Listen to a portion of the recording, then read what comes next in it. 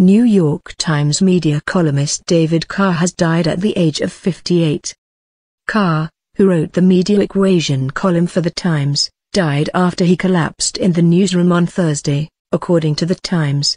He was then taken to St. Luke's Roosevelt Hospital, where he was pronounced dead. The news comes one day after the death of revered 60 Minutes correspondent Bob Simon in a livery car crash in Manhattan Wednesday night, and caps a week that has rocked the journalism industry. On Tuesday, NBC announced it would suspend anchor Brian Williams for 6 months without pay after revelations that he claimed to have been on board the Chinook helicopter that went down during the U.S. invasion of Iraq.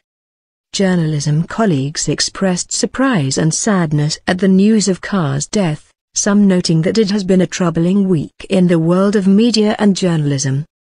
David Folkenflik, National Public Radio media correspondent, tweeted, "A terrible stretch for journalists and those who care about journalism."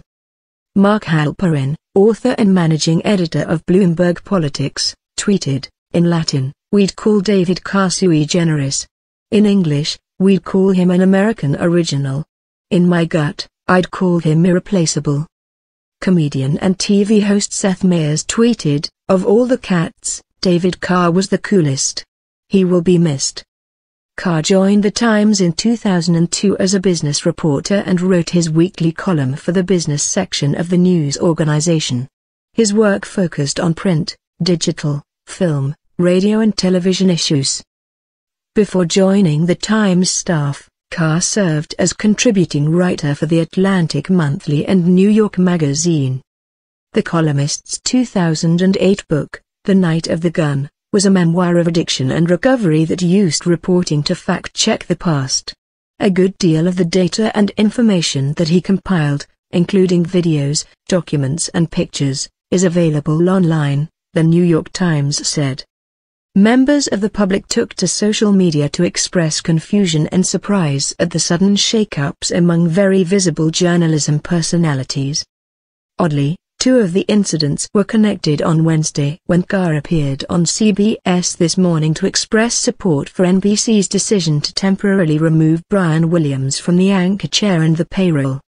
The credibility of the news division had to be protected under all circumstances, and his path back to that chair is uncertain, Carr said. Fellow journalists and fans described Carr as smart and witty. He was known to tell young journalists that the best remedy for writer's block was typing.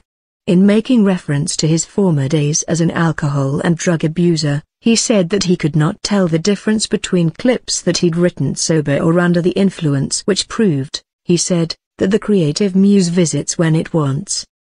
One of Carr's last acts as a journalist was moderating a Times Talks panel on Thursday with Edward Snowden, director Laura Poitras and journalist Glenn Greenwald. He spoke to them about the film Citizenfour, which documents Snowden's, who spoke via live video, National Security Agency document revelations. "Something about the way you made that movie and what it reveals, it just makes it a little harder to sleep," he told Poitras. Carr is survived by his wife, Jill Rooney Carr, and daughters Maddie, Erin and Megan.